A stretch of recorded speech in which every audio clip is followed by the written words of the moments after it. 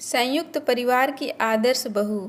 सरिता एक ऐसे संयुक्त परिवार की आदर्श बहू थी जिसमें महज 8 लोग एक साथ रहते थे। साधारण शब्दों में आप यूँ मान लें कि वह एक ऐसी अव्वल दर्जे की भारतीय गृहिणी थी जो सिर्फ और सिर्फ अपने परिवार के लिए हमेशा एक पैर पर खड़ी रहती थी, चाहे इसके लिए उसे अपनी ज़रूरतों का त्याग ही क्यों ना करना पड़े। इसके एवज में उसके ससुराल के लोग भी उसे बेहद प्यार करते थे। अगर सरिता ना होती तो शायद सिंह परिवार अब तक अलग थलग पड़ गया होता। पर संयुक्त परिवार में सभी लोगों के लिए एक खास बनना भी इतना सरल नहीं है जितना कि सुनने में लगता है। अगले सुबह जग जाना, घर के सारे कामकाज करने के बाद एक एक सदस्य के लिए पसंदीदा खाना तैयार करना सरिता की एक दिनचर्या बन गई थी।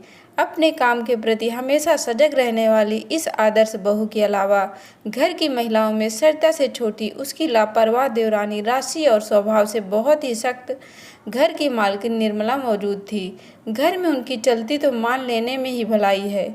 यही कारण है कि वह इतनी कम उम्र में सिर्फ एकमात्र बेटी की माँ है। राशि साइकोलॉजी में पोस्ट ग्रेजुएशन की पढ़ाई कर रही थी। इस वजह से उसे पढ़ाई के लिए देर रात तक जागना पड़ता था। वह पढ़ लिख कर अपने जीवन में एक साइकोथेरेपिस्ट के रूप में मुकाम हासिल करना चाहती थी। एक सपोर्टिव भाभी होने के नाते सरिता घर के काम में राशि जो कुछ भी कर सकती थी उसे वह सहर्ष स्वीकार कर लेती थी। एक समय की बात है, यही कोई बसंत के दौरान सुबह सुबह का वक्त था।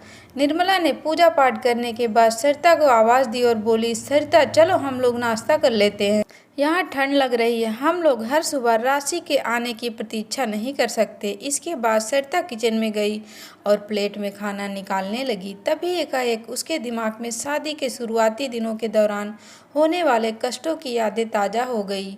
सरिता उस सुबह को याद कर सिहर उठी जब उसे जगने में थोड़ी देर हो जाती थी। उन दिनों उसकी सास चुपचाप ही सही बहुत ही बुरा बर्ताव करती थी। वह उसके साथ लंच भी नहीं कर पाती थी। अपने ख्यालों में गुम सरिता कई साल बीत जाने के बाद फिर से उन पुरानी यादों को ताज़ा कर रही थी। वह नहीं चाहती थी कि कोई और भी उसकी तरह ऐसी कष्टदायक परिस्थितियों से गुजरे। होश में आने के बाद सरिता ने तत्काल राशि को मैसेज टाइप किया, गुड मॉर्निंग। मैसेज का नोटिफिकेशन बजते ही राशि अपने बिस्तर से उठ गई। वह 10 मिनट के भीतर तैयार होकर डाइनिंग टेबल पर खाने के लिए पहुंच गई। टेबल पर बैठी निर्मला को देखकर वह अंदर से काफ़ी सहमी हुई थी। उस वक्त घर में चारों तरफ शांति छाई हुई थी। निर्मला खाने में व्यस्त थी। जब उसने अपनी नज़रों को उठाया तो देखा कि सामने राशि बैठी हुई थी। उसने बड़ी ही बेरुखी से कहा, सरिता को बोलो कि चाय बनाए और मुझे भी एक कप दे। राशि डाइनिंग टेबल से उठी और किचन की ओर चली गई। थोड़ी देर बाद गर्मा गर्म चाय लेकर आई और उसे टेबल पर रखकर बैठ गई। निर्मला ने कप उठाकर चाय की पहली चुस्की ली। वहीं राशि चुपचाप उन्हें देख रही थी। तभी निर्मला अचानक से बोल पड़ी, इलायची की चाय मुझे पसंद है। माँ, आज राशि ने चाय बनाई है, वो भी खासकर आपके लिए।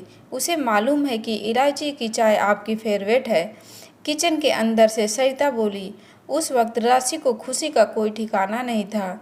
वह अपनी भावनाओं को एक पल भी रोके बिना किचन में गई और सरिता को जोर से गले लगा लिया। थैंक यू, अगर आप हेल्प नहीं करती तो मैं चाय नहीं बना पाती। उस वक्त अगर आपने मैसेज नहीं किया होता तो शायद मैं अब तक सो रही होती। इसी बीच राशि ने अपने कंधे पर कुछ थपथपाहट महसूस की। पीछे मुड़कर देखा तो घर की मालकिन निर्मला खड़ी थी।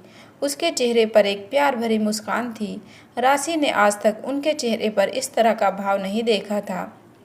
थैंक यू राशि। बड़े ही सख्त स्वभाव की निर्मला का मन आखिरकार पिघल गया था।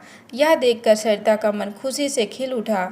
उसे एहसास हुआ कि अगर आपकी भावना आपके मन मस्तिष्क को कष्ट पहुंचा सकती है तो वह कुछ हद तक उसकी भरपाई भी कर सकती है। अब वह उस भरपाई के लिए पूरी तरह तत्पर थी। दोस्तों, आपको कहानी पसंद आई हो तो वीडियो को लाइक और चैनल को सब्सक्राइब करें। धन्यवाद दोस्तों।